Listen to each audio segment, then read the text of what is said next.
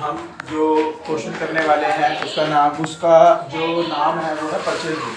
हमने जैसे कल पढ़ा है, डिटेल में समझाया भी गया है कि परचेज बुक का मतलब क्या होता है, जिसके अंदर सिर्फ और सिर्फ क्रेडिट ट्रांजैक्शन आती है, यानी कि वो ट्रांजैक्शन जिनके हमने पैसा नहीं दिया, उधारी का जो सामान हम लाते हैं वो। तो अब उस क्वेश्चन को, अब उन सब चीज़ों को समझने के लिए एक क्वेश्चन है जो हम ये करेंगे। ठीक है, मैंने कल ही बताया था रूल के अंदर कि जो हमारा रिकॉर्डिंग है, जो ट्रांजैक्शन होती है हमारी वो ट्रांजैक्शन होती है जो हमारी जिस चीज़ का हमारा काम है, और मैंने बताया था कि किस चीज़ का हमारा काम होगा वो हमें क्वेश्चन में गिवन होता है। तो जैसा कि क्वेश्चन है, enter the following purchase book of चांद इलेक्ट्रॉनिक्स।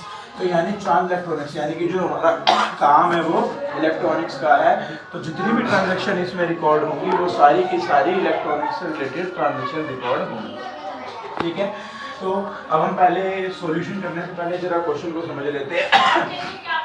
पहली ट्रांजैक्शन है purchase goods from Lakhan electronics. हमने सामान खरीदा है लखन इलेक्ट्रॉनिक्स से। ठीक है, और क्या लिया है, 10 ट्यूबलाइट ली हैं जो 500 रुपये ईच जिसका रेट है।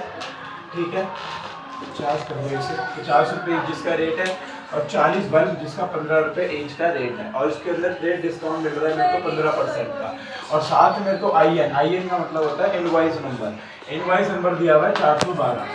ठीक है, तो इसके ट्रांजैक्शन करेंगे तो ये भी हमारे ट्रांजैक्शन हमारे काम से रिलेटेड है, इलेक्ट्रॉनिक्स की ट्रांजैक्शन है, तो ये हम इसमें करेंगे। सेकंड है बॉट फ्रॉम फैशन फर्नीचर। मैंने फैशन फर्नीचर से जो है फर्नीचर खरीदा है क्रेडिट पे, उधारी पे। 8 सोफा सेट खरीदे हैं, 5000 का एक है, 5000 का एक है, और ट्रेड डिस्काउंट का 10%। तो इसके अंदर मैंने फर्नीचर खरीदा है, तो क्या मैं फर्नीचर में डील कर रहा हूँ? नहीं, मेरा काम किस चीज़ का है, मेरा काम इलेक्ट्रॉनिक्स का है। तो इसके अंदर मैं ये फर्नीचर की, चाहे भले ही ये क्रेडिट की ट्रांजैक्शन है, उधारी में ली गई है, लेकिन ये हमारे काम से रिलेटेड नहीं है, तो इस ट्रांजैक्शन को हम उसके अंदर रिकॉर्ड नहीं करेंगे, इसको यूँ कहीं छोड़ देंगे, नेग्लिजिबल कर देंगे, कोई रिकॉर्डिंग नहीं होगी इसकी। Bought from Rahul electric for cash. अब मैंने राहुल इलेक्ट्रॉनिक से लिया है, इतने सामान खरीदा है, लेकिन इसकी भी एंट्री होगी या नहीं होगी? नहीं होगी। क्यों नहीं होगी? क्योंकि इसमें मैंने लिखा हुआ है फॉर कैश। फॉर कैश का मतलब कि मैंने नगद दिया सामान, नगद पैसे दिए और सामान लिया। मैंने पहले ही बताया है कि इसके अंदर सिर्फ और सिर्फ जो उधारी की एंट्री होती है वो ही करी जाती है, नगद की एंट्री नहीं होती। तो यानी कि जो ये वाली एंट्री है ये भी हम परचेज बुक के अंदर नहीं करेंगे, ये भी नेग्लिजिबल हो जाएगी। फिर नेक्स्ट हमारी आती है फोर्थ, परचेज फ्रॉम सोना इलेक्ट्रॉनिक्स 10 इलेक्ट्रिक मोटर। अब इसके अंदर मेरे को नाम दिया हुआ है, लेकिन मेरे को ये नहीं बता रखा कि मैंने कैश दिया या क्या दिया।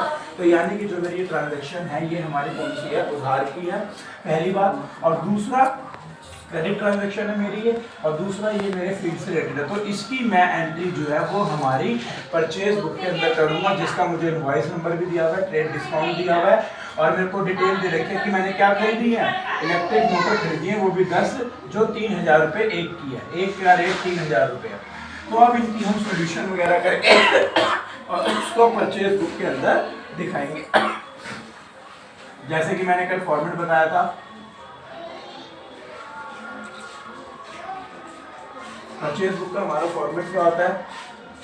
सबसे पहली डेट, फिर हमारा होता है पर्टिकुलर, फिर हमारा होता है इनवॉइस नंबर,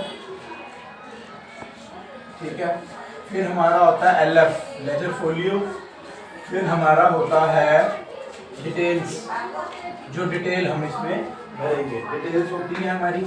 फिर मेरी आती है परचेज, जो मैंने सामान खरीदा, परचेज आ गई, परचेज हो गई। उसके बाद हमारे 3 तरह के टैक्स आते हैं,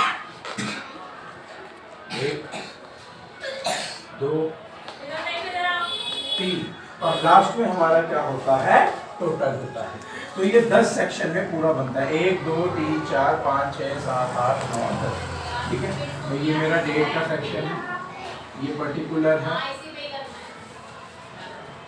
ये मेरा इनवॉइस नंबर है, ये एलएफ है, ये डिटेल है, ये जो मैंने परचेज किया उसकी एंट्री है, ये मेरी है एसजीएसटी, ये मेरा है सीजीएसटी, और ये मेरा है आईजीएसटी, और यहाँ पे मेरी क्या आती है? फिर एंड में क्या आ जाता है? टोटल आता है।